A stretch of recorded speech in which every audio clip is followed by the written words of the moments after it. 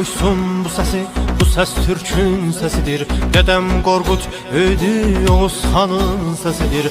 Dünya duysun bu sesi, bu ses Türk'ün sesidir. Dedem Qorqud öydü Oğuz Xanın sesidir. Bu ses Azərbaycanın ulu erkin sesidir. Tumrus anamdır mənim Təbrizimin sesidir. Bu ses Azərbaycanın ulu erkin sesidir. Tumrus anamdır mənim Təbrizimin sesidir. Türkəm Türküz, özgürüz, özgürüz biz. Hey hey, Türkəm Türküz, özgürüz, özgürüz biz. Hey hey, Türkəm Türküz, özgürüz, özgürüz biz. Hey hey, Türkəm Türküz, özgürüz, özgürüz